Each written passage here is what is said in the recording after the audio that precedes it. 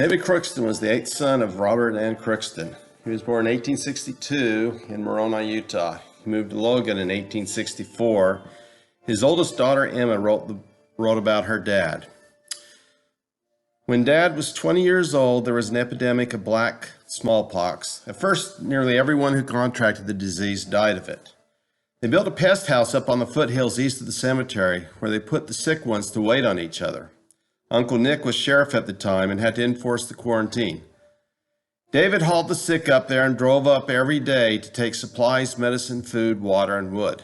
Grandpa Crookston had smallpox in Scotland, and he was not afraid. He even went in and ministered to them. Grandmother Ann was the president of the Relief Society at the time, and she and her helpers prepared food, brewed herbs, and did all they could on the outside. After it was all over, the ones that lived through it could return to their homes. They burned all their clothes and bedding and even burned the house down. Grandmother Ann Crookston told Hal of all the large family and the orphans she raised that David was the hardest to raise. As a child, he was not as robust as the other boys, and the other boys named him Skinny Dave. When he was in his teens, she thought that a change might help, so she let him go to the canyon where her older brothers were working, getting out logs for lumber. He was green and got in the way, and a heavy log came rolling down the hill, ran over him, smashing him flat and breaking his ribs. He was unconscious for hours. The brothers put hay in a wagon box and hauled him to town. He said he could hear the boys praying for him, but he could not make a sound. Grandmother was a natural nurse and often practiced the profession of midwife. Her instinct told her what to do with the injured boy. She pressed him back into shape, bound him up, and he got better. In fact, he was much better and put on weight after the accident and outlived all his robust brothers. During the polygamy raids, when Uncle Nick was sheriff, Nick would be notified that the deputies were coming out, and as an officer of the law, it was his duty to help them in their search for the men who had more than one wife. But he felt sorry for the men that they were after, and he would tip his brother David off to warn the polygamists. David had a fast trotter in a cart, which he would drive to Wellsville, Hiram, Paradise, and get the grapevine going so the hunted men could hunt their holes. One man in Hiram hid in an old threshing machine. Another had a dugout behind a bush in the hillside with a cot and food where he could be safe as long as the danger lasted. A man in Paradise had a trap door in the floor over which his wife kept the braided rug over the hall. Later, David joined the 1st Volunteer Fire Department. They had 2 hose carts, 1 hook and ladder, and a pump cart. They were pulled by the men who also had to pump out the water out of wells and ditches. Later, when the water was piped into town, he drove the first water wagon. It was square and was pulled by a team of horses. Father hauled the rock from Green Canyon for the Logan Temple and remembered when the tabernacle was built. On January 26, 1887, he married Tina Josephine Harvickson. She was born August 4, 1865. At that time, in order to go through the temple, they had to be rebaptized. It was necessary to cut a hole through the ice on the mill race in order to baptize them.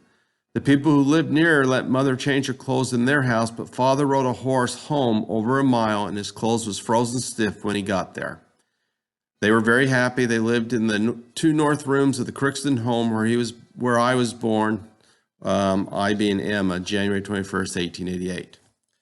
David got logs for lumber and built a nice 2-room house on 1st East between 1st and 2nd South. His brother Nick, Dan, Bill, and Rob all lived in that neighborhood at that time.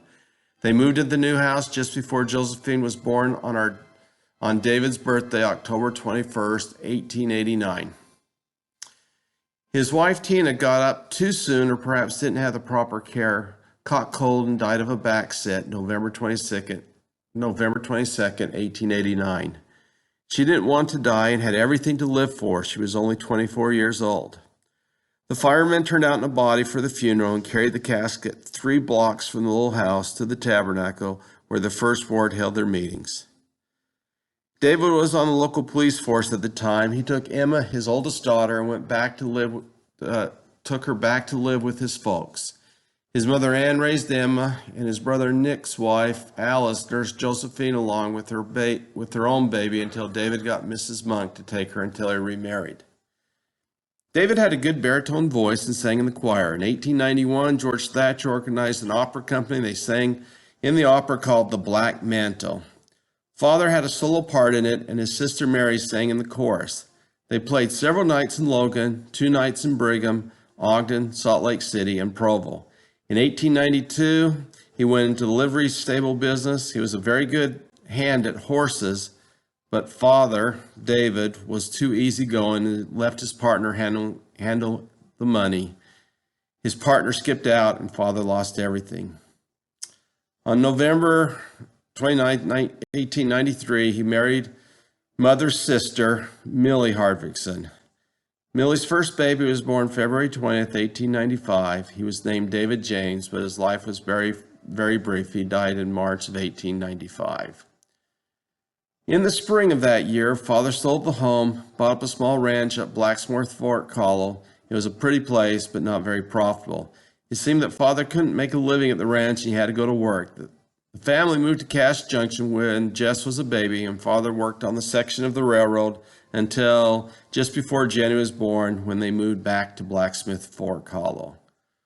Father was elected game warden, but there was not much in that position in those days. In fact, there was very little money in circulation. At that time, there was no schoolhouse in the holler. There not being enough children to justify a school buses had not been invented. Josephine had to go to Hiram and work for her board in order that she could attend school. So when the other children were old enough to go to school, David and Millie decided to move to Hiram. Shortly after that, Millie's sister Annie Ames died. Her house was struck by lightning, and while holding her baby in her arms, she was electrocuted through the lightning going through the wires in the house. The baby seemed all right. David and Millie took him and did all they could for him, but he didn't do very well and died a few months later. The lightning seemed to have affected him.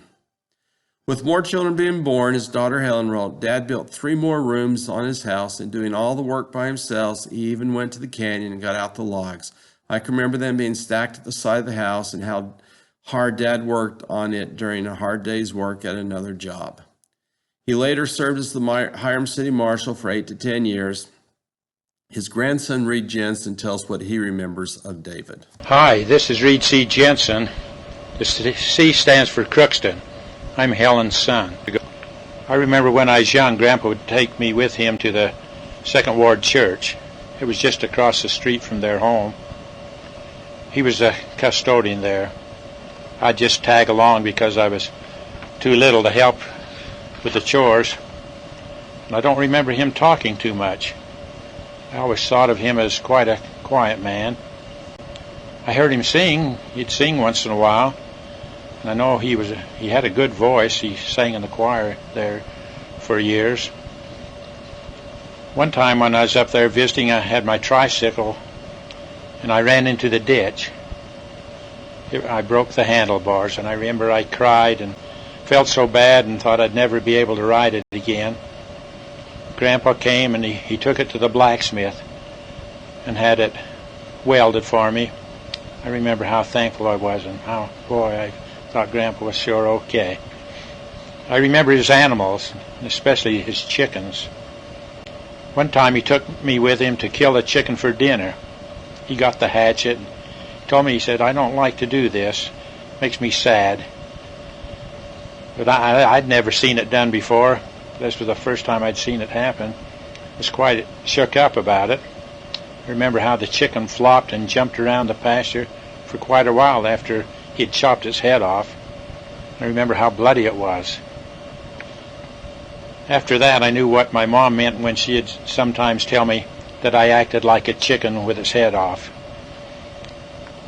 I remember the Hardvicksons coming in the summer with their big motorhome and camping Grandpa's pasture there by the house for a few days. They were nice people and fun to be around. I remember when Grandpa and Grandma celebrated their 50th wedding anniversary. I thought how lucky I was to have such good grandparents who loved their family.